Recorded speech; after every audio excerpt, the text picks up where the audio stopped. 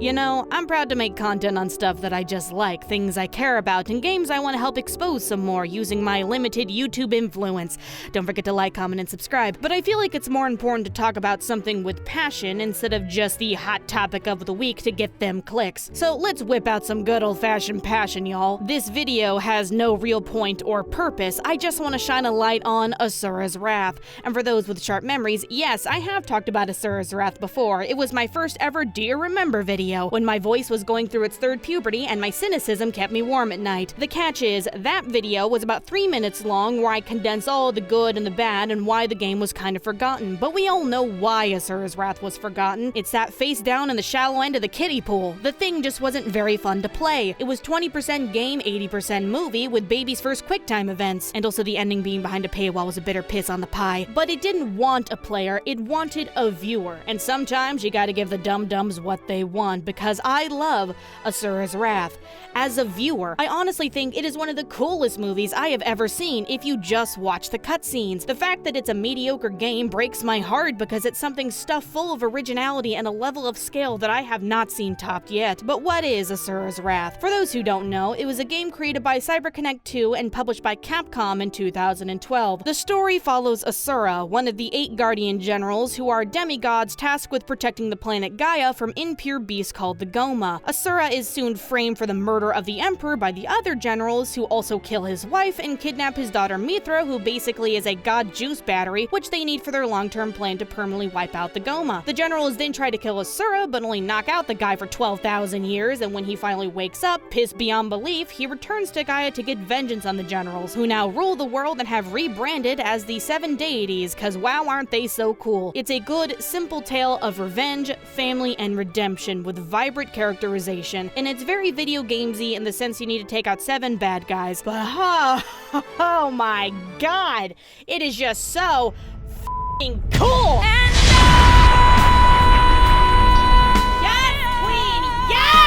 Now, one reason this game resonates with me so much is because of its art style and source mythology. It's a combination of sci-fi, Hinduism, Buddhism, and Dragon Ball Z, which counts as a religion at this point. But let's be real, we don't see these things mixed together that often. Most games just gun straight for the Greek, Roman, Nordic, or Christian mythology, and all that weird bright colors, 6 arms, mantra karma crap is left in the dust for SMT to scoop it up for its depressing puppet show. I don't understand why so many fantasy games default for the most generic dead horse around when there are so many interesting cultures and literatures to tap into. The fact that fantasy is immediately associated with elves, wizards, dragons, and stoic albinos isn't a great sign that Western media is really giving it all she's got, Captain. Everything you can fantasize should be on deck here, but we're still sucking on pace 9% of the time, while Japan slaps all the cards on the table and then eats the table with some weird homemade sauce. The point is, Asura's Wrath saw the fireworks show, and it's better for it. The character designs, for instance, are just nuts. Everyone's covered in these detailed patterns, wearing lavish clothes with golden gear. Their skin looks bulletproof with its rocky texture. When dudes go Super Saiyan, they get their own personal bedazzled mantra ring. Asura specifically is a magic-fueled demigod with robot arms and a chest that pops open like an anime mech. They never really bothered to explain it.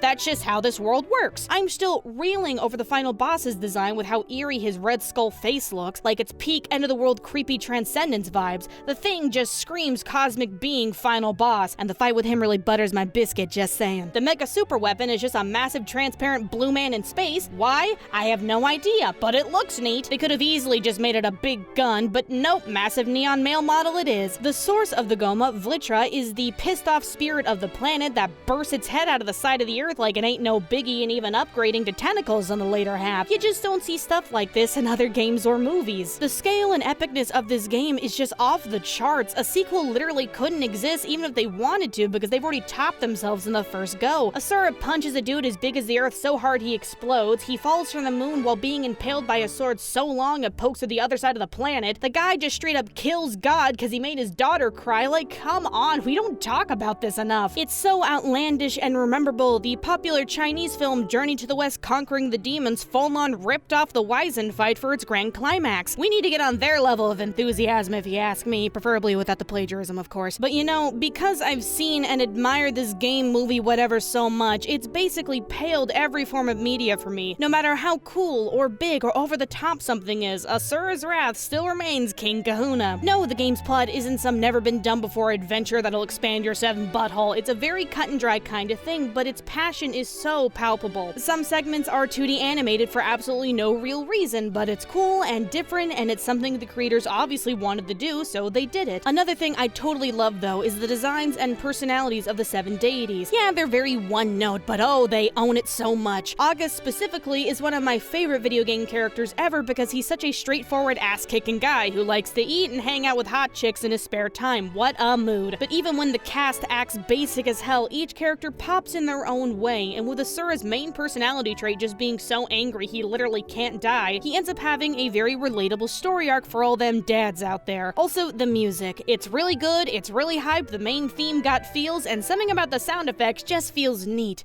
I don't know, they just sound sensational. I can't really put my finger on it, but hey, they're kinda Asura. Get roasted. Roasted! This video really just exists as a PSA to watch Asura's Wrath's cutscenes, cause playing the game can hinder the experience a ton since you're more focused on waiting for the button prompts instead of just sucking all of this into your soul. I won't ever defend Asura's Wrath as a game because, oh man, it is so bare-boned and tedious to enjoy. But I legitimately think its concepts, designs, and cinematics don't get enough credit, and I would kill to see more from this universe, or just hear people acknowledge it more often and point to Asura's Wrath on how to utilize unique cultures to expand our fantasy boundaries, along with jaw-dropping, never-before-seen action. Personally speaking, I think it's important to recognize when a piece of media has good ideas and moments, even when the full package is lackluster. Being able to separate the good from the bad is the whole point of enjoying something after all. There is such a level of cathartic rage spectacle that no other game or movie can scratch after experiencing this title as intended, passively separating yourself from the game to get to the delicious demigod center. So I implore you, humble viewer, get some snacks, get all cozied up, grab a friend, sit back, relax, and enjoy the 5-hour-long, energy-filled eye candy episodic movie that is Asura's Wrath.